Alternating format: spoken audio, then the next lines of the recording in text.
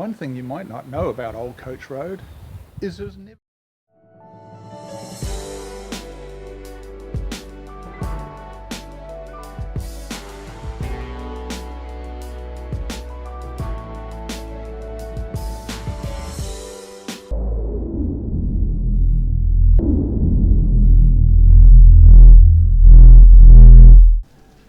Our journey begins at the bottom of Broderick Road by West Park School, once Johnsonville West School. The map shows clearly how the Old Coach Road winds its way over the Johnsonville Western Hills and down to Ohariu Valley. Old Coach Road now officially starts at this point where Broderick Road ends. We travel up the modern road for a short distance before it is finally blocked off to vehicle traffic. However, it is still readily available for pedestrians. This sign shows you that the Skyline Walkway travels either south to Mount Cow Cow or down to Ohariu Valley via Rifle Range Road, and it is an extremely well used track in the weekends. Now we come to what is probably the most controversial part of Old Coach Road. For the purpose of this video, I'll keep it to a short summary of what happened. It's certainly not a legal definition of what happened. In 1971, a developer came and said, can I develop these sections above Old Coach Road into housing? The council said, yes, we could do with the rates, thank you very much. The developer turns up with his bulldozer, starts levelling the sections. Local residents and ratepayers point out to the council that this is still a legal road and you can't just build houses on a road any old time you want to. You have to follow council's own rules. The council admitted that it hadn't actually followed its own rules correctly and started to correct that by holding the appropriate public meetings and private meetings and legal discussions and what have you. And after much toing and throwing, the council agreed that the development could go ahead, providing there was a road to the west of the suburb that allowed for people to come up from Broderick Road, Old Coach Road, and go over to Ohariu Valley. So the road is still here. It's not quite where it was originally, but it's still here and it's still usable, and that's the main thing. It also has the pleasure of being called New Zealand's first historic road, as deemed by the Historic Places Trust. So that's a story in short of how Old Coach Road became a historic road. From here we head south. Bathgate Street is up to our left and McClintock Street is in front of us. What isn't commonly known is that a lot of traffic for Old Coach Road didn't come from Johnsonville but came from Roa Railway Station. If you were bringing livestock to Ohariu Valley, it was easier to bring it across the fields where Onslow College is now and onto Old Coach Road and over that way. McClintock Street to our left, we turn right onto what is effectively the original part of Old Coach Road, now heading up towards Totra Ridge.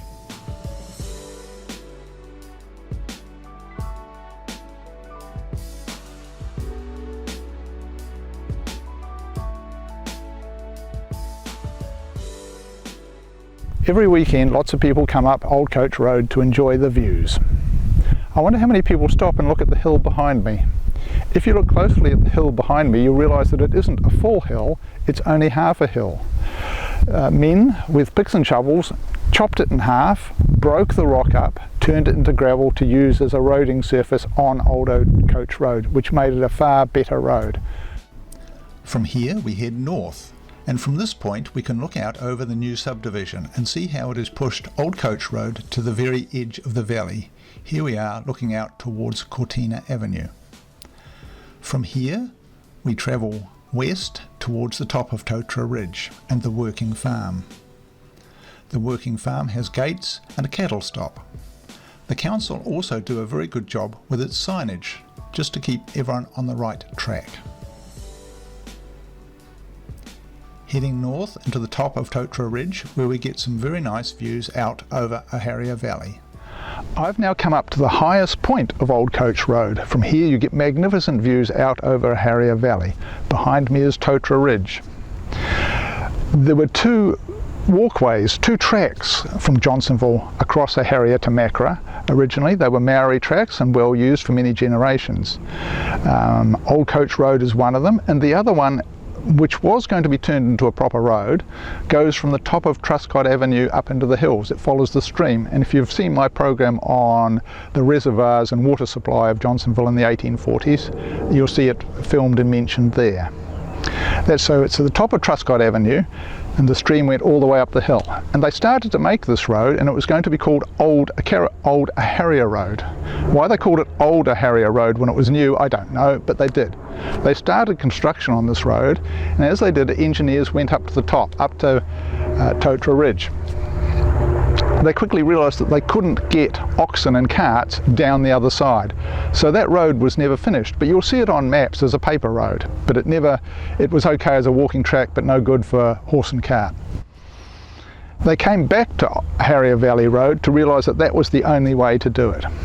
In 1856, an Act of Parliament was passed allowing the board to tax local residents to pay for the road. Local residents didn't like that, and they simply refused to pay the tax. Can't really blame them, can you? In 1857, another act was passed by Parliament called the Ohariu to Macra Roading Act, and that came with £1,500 to pay for the road. Locals liked that quite a lot. Old Coach Road. You love your walk up the hills. What will happen when you can no longer go up the hills? Up the Old Coach Road. To the sun and rata you love so much. The pukeko and the three birds you see every time, and you tell me so, that I can see the twinkle still in your eyes. As we head towards Ohariu Valley, you can see that the engineers put a considerable effort into maintaining a constant gradient. Ohariu and the hills around it had a considerable amount of timber which was needed in Wellington, and the horses and bullocks needed a constant gradient to be able to pull it up the hill. In 1857, the workers who were working on the Old Coach Road went on strike, and they went on strike for better working conditions and more money. Well, actually they went on strike because just over the other side of Cook Strait in Nelson, gold had been found, and they figured, why are we digging holes in a road when we could be in Nelson making money digging up gold instead? So they went on strike for more money. Unfortunately, the gold ran out. There wasn't a lot of gold in Nelson to be had. So they went back to work after having been on strike for a few weeks, earning no wages and making no gold. As we head down Old Coach Road towards the Ohariu Valley, we see on our right the power pylons. These power pylons were put in 1963 and transfer power from the hydro dams in the South Island up to Haywoods and over to the rest of the North Island. Some damage was done to the historic road while doing this, but most of the damage has been repaired now, and the Wellington City Council do a great job of maintaining the road. I talked to the workmen here who are very proactive in maintaining the level and surface of the road without damaging the underlying historic road under it. And if anyone says the road isn't very usable, this truck made light work of the road. Bringing up some more gravel to put on the surface makes it much nicer for mountain bikers and walkers, and there's even sufficient room to do a 3-point turn.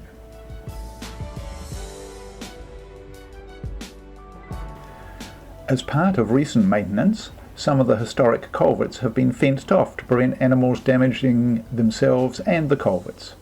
Some of the pipes under the culverts have been replaced with the old-style steel pipes rather than modern concrete ones, showing that the council does care about the historic nature of Old Coach Road. Remembering that the Johnsonville to Ohariu Road is a very historic road, it opened in September 1858. It was a year late and it doubled its original budget. Some things never do change, do they?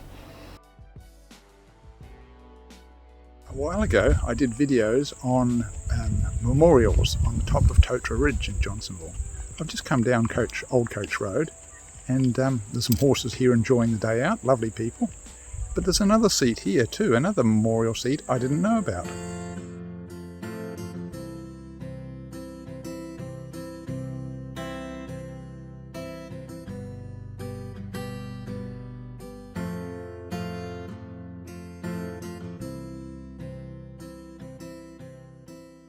At this point it would have been possible to take Old Coach Road directly down to Rifle Range Road. But to maintain the gradient they needed for oxen to haul out timber, it was necessary to take Old Coach Road several hundred metres further to the south. This made several engineering problems. A lot of the road had to be built on a sheer bluff, and it was also a very rocky area, and I'm sure a large amount of dynamite was used to blow the rock out of the way and use as fill. One thing you might not know about Old Coach Road is it was never used for coaches. All the coaches went from Nio, Naranga, down Glenside and out to Ohariu and all points north. There was no point in having coaches go to down to Ohariu Valley because there were only half a dozen farms there.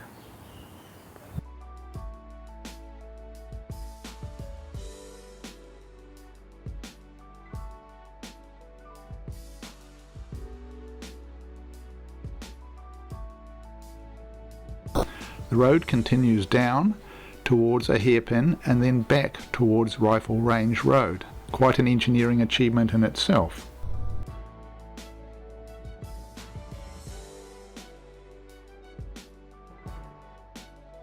At the bottom here we can see a new fenced area done by the council, and to the left is the entranceway to the old dam and pumping station.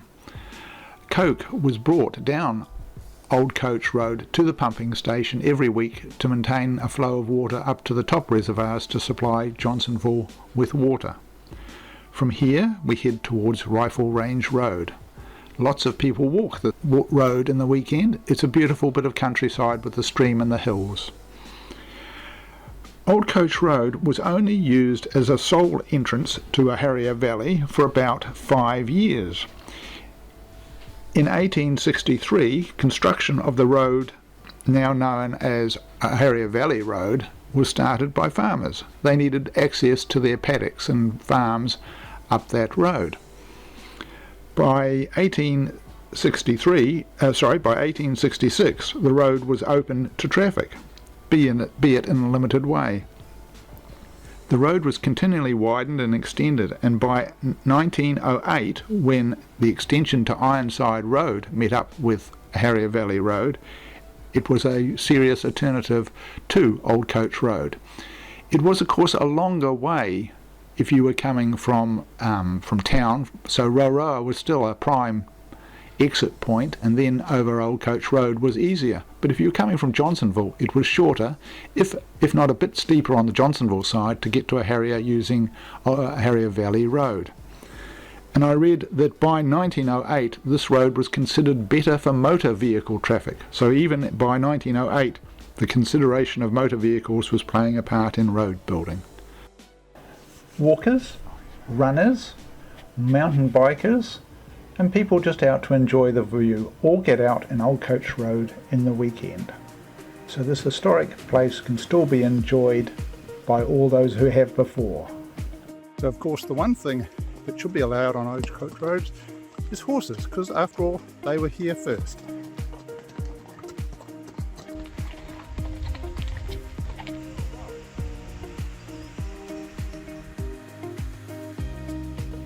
If you've enjoyed this video, please share it with a friend and subscribe and give it the thumbs up. If you like the sunset, I've produced a time-lapse video of the full sunset, also available on YouTube. Thank you.